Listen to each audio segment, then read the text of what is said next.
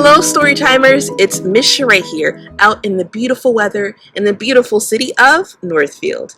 This story features a little girl named Zia, and she has a wonderful imagination. She takes one hole and turns it into many things. It's so cool, huh? Well, we're going to see what she turns those holes into. This story is called The Whole Story by Vivian McHenry. The whole story. Zia had a hole in her pocket. That didn't stop her from stuffing small things in it, such as gumballs, sparkly rocks, and jumpy frogs. Sometimes they stayed. Sometimes they fell through and got lost. Zia paid no attention.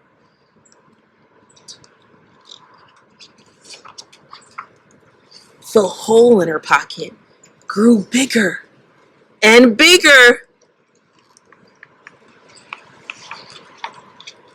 until one day Zia herself fell right through. This, of course, was rather peculiar. Zia might have been afraid, except that this was an imaginary hole. So it could only be as scary as she allowed, which was, in this case, not scary at all. I hate scary stories, said Zia.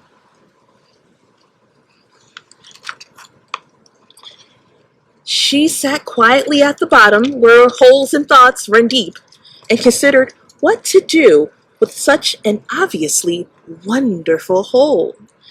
The best ideas usually came to her when she went fishing. A fishing hole is just what I need, Zia decided. She filled the hole with water from the garden hose. She found her fishing pole, convinced a wiggly worm to sit on the hook as bait, and waited.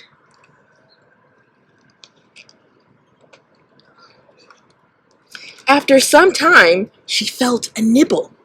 Zia reeled in a fat fish with bulgy eyes and fancy fins. The fish smiled a fish-lipped smile. The only thing better than catching a fish, as far as Zia was concerned, was letting the fish go. The fish flipped a fin, thanks, which was polite but rather drippy.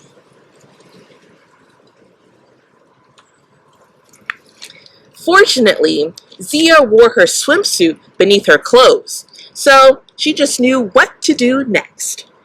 I officially declare this a swimming hole, she said. Zia did a cannonball because she liked to make a splash. She did the dog paddle and the butterfly because she liked animals. She floated on her back just because. Looking up, Zia spotted one fluffy cloud shaped like a thirsty lion. He needs a watering hole, Zia said. The lion came down from the blue sky and lickety-lapped up the water. An anteater, 2 giraffes, and a slithery snake soon followed. The greedy lion, hoping to scare away the other animals, told them that a green crocodile with sharp teeth lived deep down in the watering hole. The giraffe found the lion's story difficult to follow. Do you know what bugs me? Said the anteater between snacks. I believe that lion is lying. Sounds like nothing but a tale to me, hissed the snake, who was really not much more than a tale himself. Tired of the bickering, Zia held her nose and dove to the bottom of the hole. And she pulled the plug. The water swirled around like a wet tornado. Zia swirled around with it, but fortunately, she was too big to go down the drain herself. Unfortunately, Zia found herself sitting at the bottom of an empty hole. An empty, muddy hole. So she made 177 stairs made of mud, and more mud pies than she could count, and climbed right out.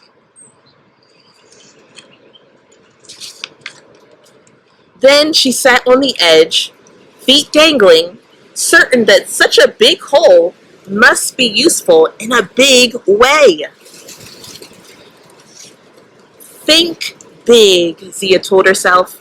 And is often the case when thoughts turn big, they turn to elephants. Zia decided to catch one. She covered the hole with her favorite blanket and put 6 peanuts in the middle. Free peanuts, elephant only. After some time, an elephant came lumbering along, spotted the peanuts, stepped into the blanket, and crash, he was caught.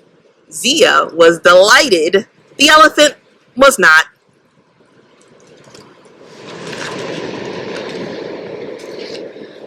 Only the cruelest person can ignore the tears of an elephant, and Zia was not the least bit cruel. She tried to help the elephant out of the hole, but he was too heavy. Instead, she decided to help the elephant dig the hole deeper and deeper, all the way to the other side of the world.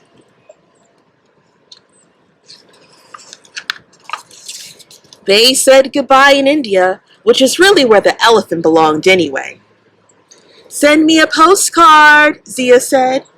Zia did so like to get mail. I won't forget, promised the elephant.